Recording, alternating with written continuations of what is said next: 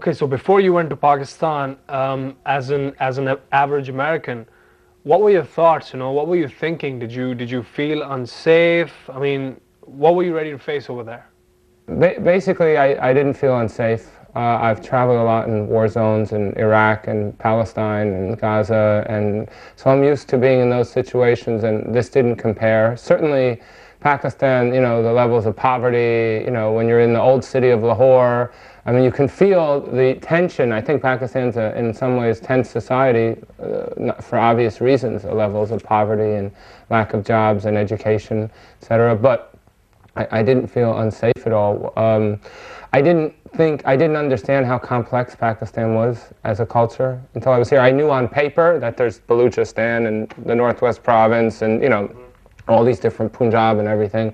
But once you're here and you're traveling through the country, you really get an understanding. And also I think Pakistan, as most people watching this would know, is depicted in the West really in one way, as Taliban, Al-Qaeda, the war on terror. Yeah, why do you think that's there, man?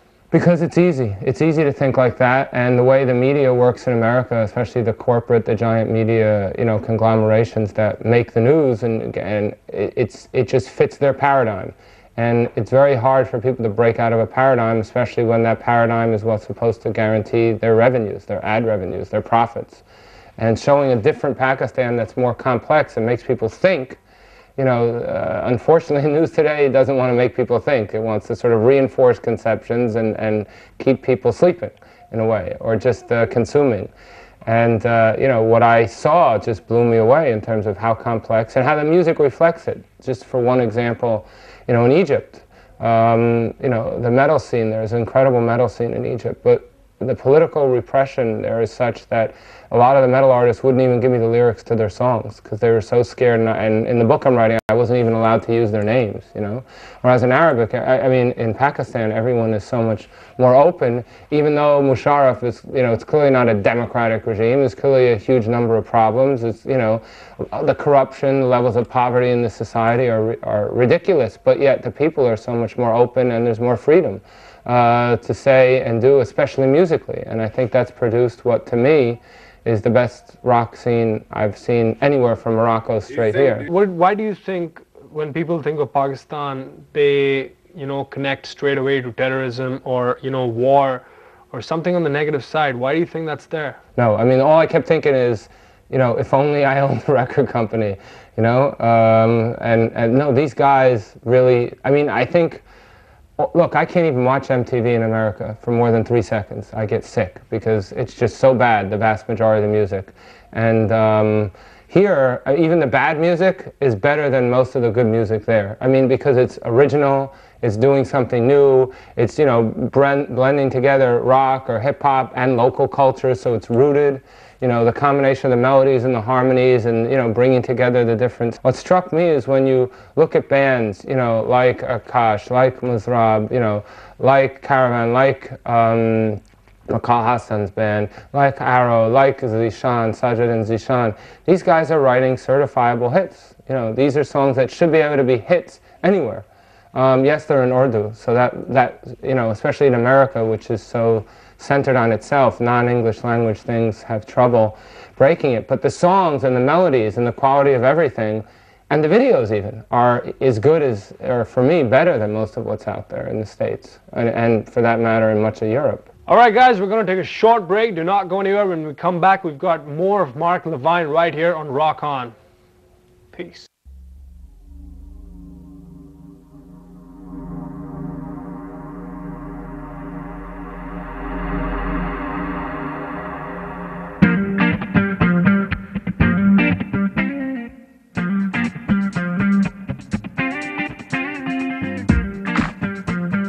Come on, baby.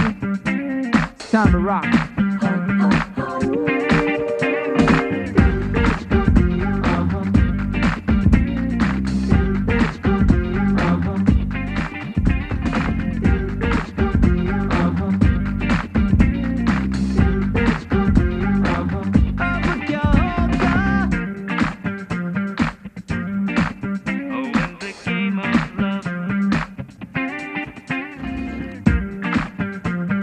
Come on, baby. Cassettes and CDs available now. Mark, so tell me about your book. It's titled Why They Don't Hate Us. Tell me a bit about it. Yeah, well, you know, that was really what got me started on this journey of looking at music in the Muslim world. You know, the book was written because I saw the World Trade Center fall, you know, with my own eyes, and in New York, because I was living there, and I had a son who was just born.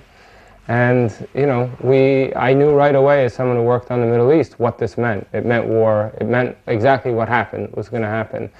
And the first question that everyone asked, including Bush, was, why do they hate us? And I knew that that was the wrong question, because for living and traveling in the region for a dozen years already, I knew that most of them didn't hate us, and there wasn't even a they out there. There's a lot of theys. I mean, Muslims are killing Muslims, you know, so how can you say there's one Islam? Right. So, I mean, there's no monolithic Islam out there at war with America. There's not even one America. So the book was to really try to break down the myths, and as part of that, I started becoming friends with some musicians who were really struggling, and I came up with this idea of sort of Ozzy Osbourne versus Osama, and just the role of the musicians in trying to build a real democratic, peaceful alternative to both war and terror. You know, both occupation and terror, both authoritarian, you know, non-democratic regimes and violent resistance. And they were struggling against the religious forces in their society, against the police forces, against the governments, against my own government's activities. And we were building solidarity and networks with other musicians and artists and actors all over the world. So that inspired me to this whole concept of what I call culture jamming, of bringing together artists from different cultures to come together and really produce new things that both is incredibly good musically, it's incredibly good music. So tell me this, do you really think that works? I mean, do you really think that music, you know, it brings people together? And or do you think people just talk about it and they don't do anything about it? Right. I wish I had that power to throw songs in the market. What I do is, certainly when I meet great artists, I try to spread them around, and when I go home, I give out CDs and send them to radio stations. So I do that, and the context I do have in the music industry to do that in some small way, but mostly through bringing artists together and trying to collaborate. I mean, I met some, for example, Salman Ahmed from Junoon. I met him in Beirut. You know, and I had my friend who's one of the greatest Moroccan metal bass players and Gnawa musicians at the same time. And we had the leader of the Lebanese band, The Chords, probably one of the best rock bands in the Middle East. And, you know, we just all got together. You know, we met and we jammed. And we started recording something.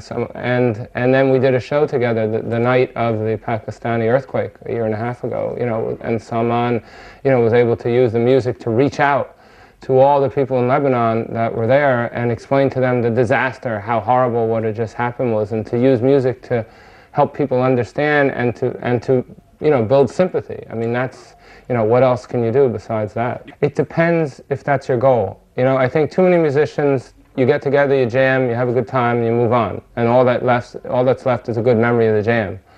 But for me, I think it's important to be a musician and an activist together, and that gives the music more purpose. So for me, it does work, because I'll write a book. You know, the stories that I hear, the struggles, the music, the good things will come out in a book. I'll do interviews, not just here, but in the States. I'll do an album that'll bring people out. I'll introduce musicians. You know, I've already taken some of the CDs of people that are here and handed them out to some of the Western artists who are at the Dubai Festival and said, you guys should work together, you know? And, you know, we saw Maiden last night, Iron Maiden. Look how Bruce Dickinson was clearly moved to actually be, and I talked to all the other musicians at the festival, they couldn't believe that there are kids who love metal this much in the middle of the Middle East, you know? And they go back and they tell their friends, you know? And there is a community, but the community has to not just end when everyone goes home. And that's the hard work, you know? So that's why you need to, like in the festival I play at a lot, which is this festival in Morocco, the Boulevard des Musiciens. Every year. It's like this festival, it's almost as big, but it's grassroots. It's all on the grassroots level. And their job is to use the festival, you know, their job is to use the festival to bring kids in and not just hear great music, but to then give them new ideas about how to work together and how to build real community. So, you know, so if that's one of the goals and you can incorporate it into the making of music, then the music can have a much bigger impact.